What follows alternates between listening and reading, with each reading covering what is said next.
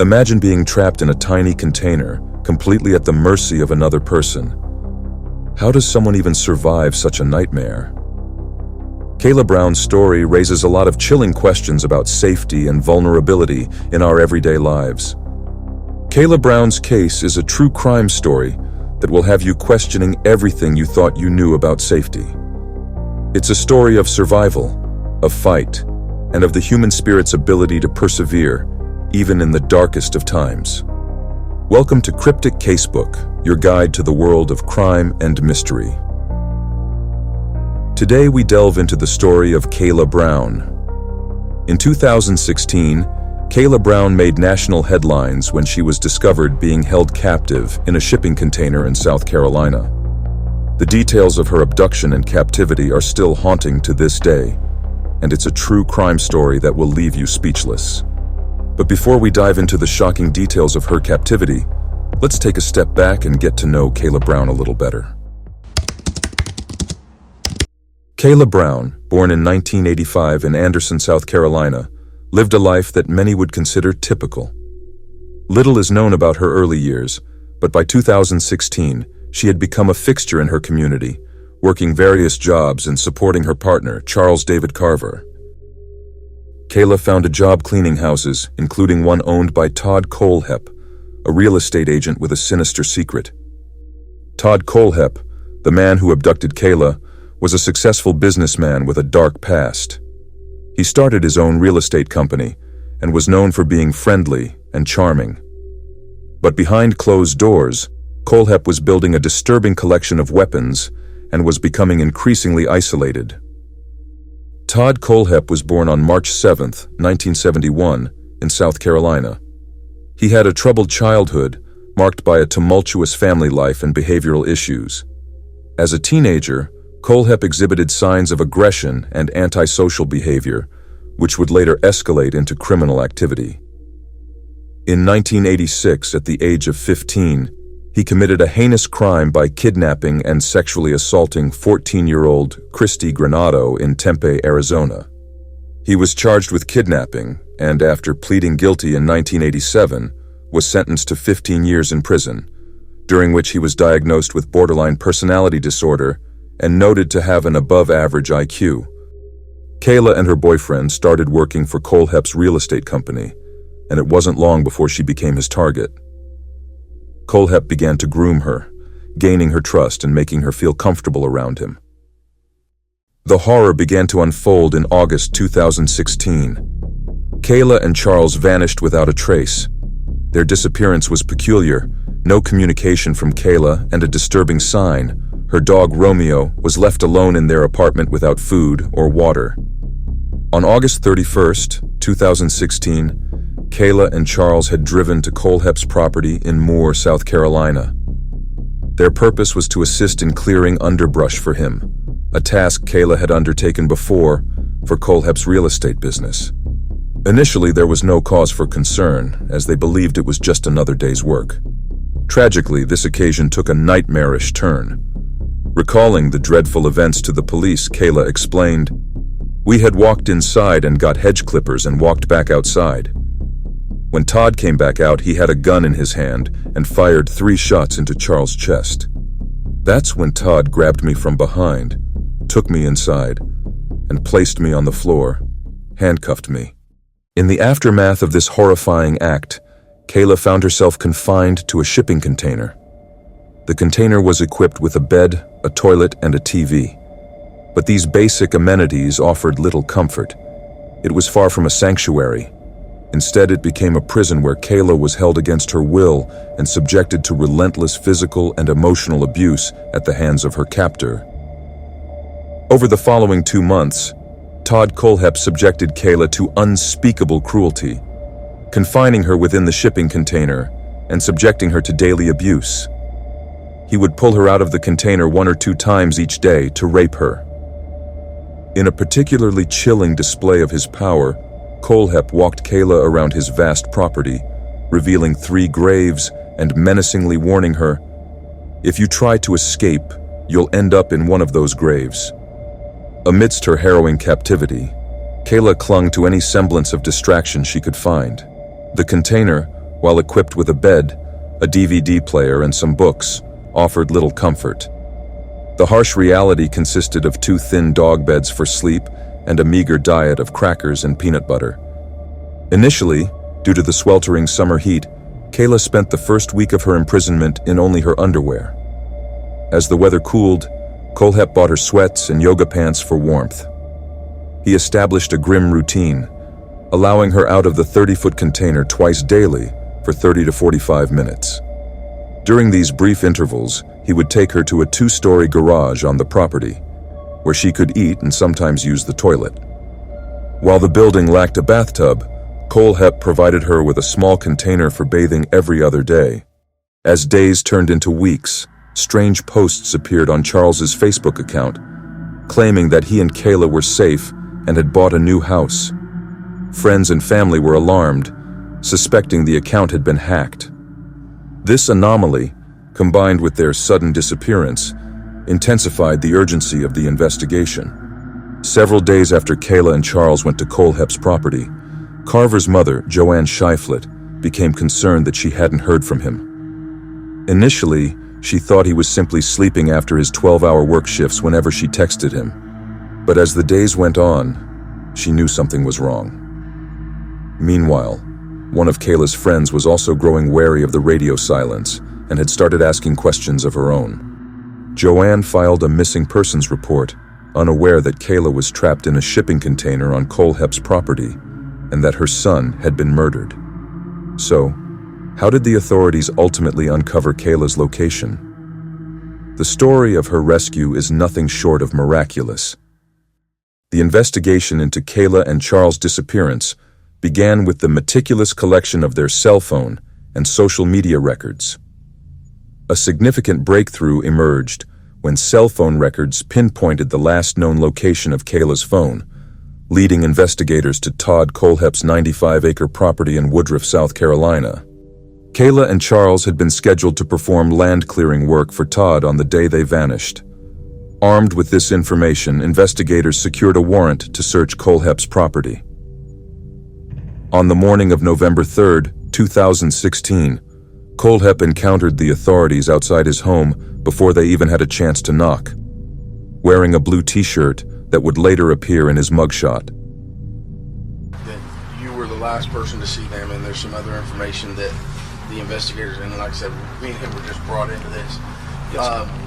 As a matter of fact, I was just brought into it last night. Okay.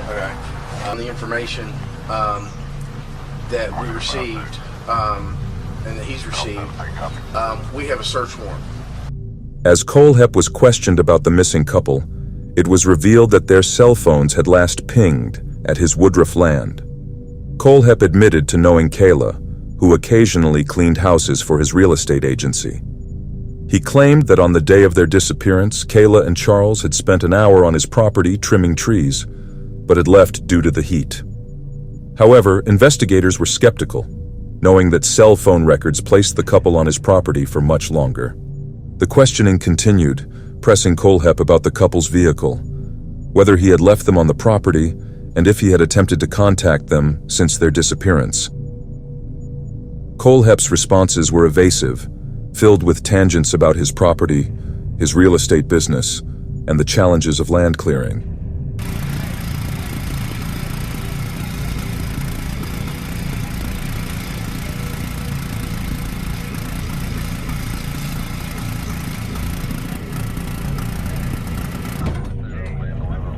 Watch out, y'all move.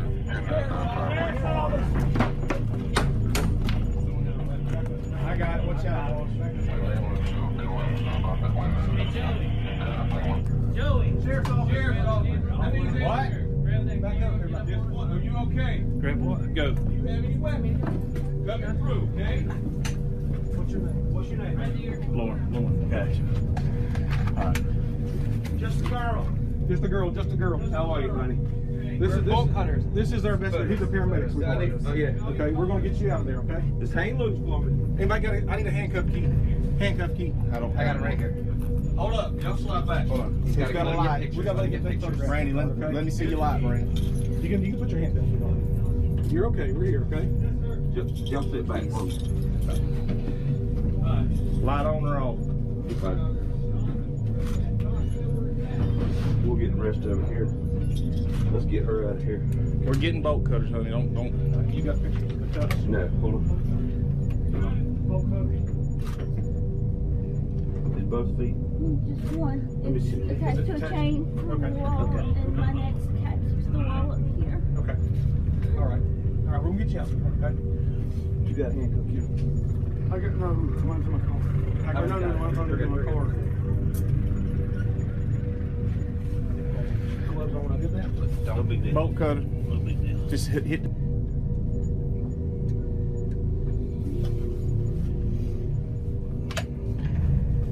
Do you know where your buddy is? Charlie, Yes. he shot him. He shot him. Who did?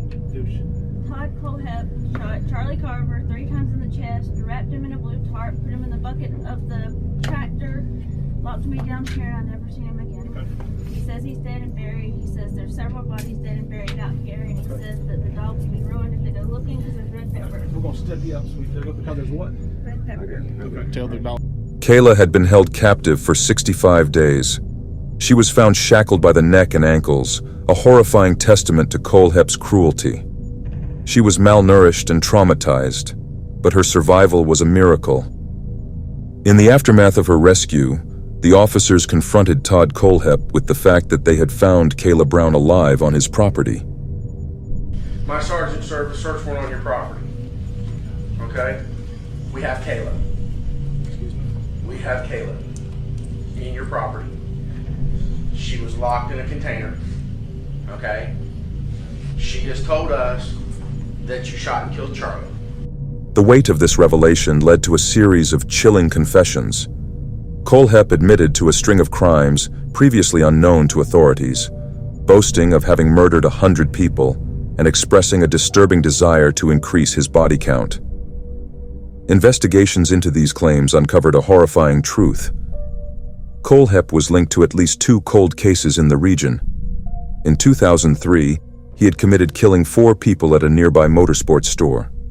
Furthermore, just months before Kayla and Charles's disappearance, Kohlhepp had employed a married couple for work on his property. He had murdered the husband, subjected the wife to a week of unspeakable abuse, and ultimately killed her, burying them in the graves he had ominously shown to Kayla. As the investigations continued, more chilling details emerged. Investigators discovered that Kohlhepp had left unsettling reviews for the tools and weapons he used in his crimes on Amazon. In a review for a small shovel, he'd written, "Keep in car for when you have to hide the bodies and you left the full-size shovel at home." When Kayla was finally discovered, it was a moment of profound relief and joy for everyone involved. Her rescue was a powerful and unforgettable event, marking the start of her challenging path to recovery. The journey ahead for Kayla was anything but easy. She faced the immense task of coming to terms with her trauma and beginning to rebuild her life from the ground up. Her recovery involved dealing with both physical and psychological scars, while also navigating the legal aftermath of Todd Kohlhepp's horrific crimes. What's more, Kayla wasn't Kohlhepp's first captive. She was simply the only one who'd survived. Todd Kohlhepp was put on trial for his heinous acts. On May 26, 2017, he pleaded guilty to charges including murder, kidnapping, and sexual assault. By June 2017, he was sentenced to 7 consecutive life terms, without the possibility of parole. His crimes spanned the murders of Charles Carver, a Spartanburg couple, and several employees of a motorcycle shop. Across from him in the courtroom, Kayla Brown spoke about her ongoing treatment. She described her 65 days of captivity and detailed the extensive therapy and medication she needed to cope with the trauma. Psychiatrist Veena Jain testified about the 6 months of treatment she provided and the lifelong care Kayla would require. Kayla's bravery in facing Kohlhepp in court highlighted her strength and resilience. Despite the horrors she endured, she began to rebuild her life, using her experience to raise awareness about safety and the importance of vigilance. Kayla's story is a powerful reminder of the hidden dangers in our world. Abducted and abused by Todd Kohlhepp, She endured unimaginable suffering until her rescue in late 2016. Though her boyfriend, Charles Carver, did not survive, Kayla's bravery and survival underscore the importance of vigilance and the role of technology in solving such crimes. Her ordeal highlights the need for ongoing support for survivors and serves as a stark reminder of the darkness that can lie beneath the surface of our everyday lives. Kayla's story is a chilling reminder that safety is never guaranteed and that we need to be prepared for the unexpected. Thank you for watching this important story about Kayla Brown's abduction. We'd love to hear from you, so please share your thoughts on this case. And if there's a case you'd like to see us cover in the future, let us know in the comments. If you found this video insightful, make sure to check out our latest video on the story of Maya Chappelle. Don't forget to subscribe for more true crime content and to turn on notifications to stay updated on our latest videos. Until next time, stay safe and stay curious.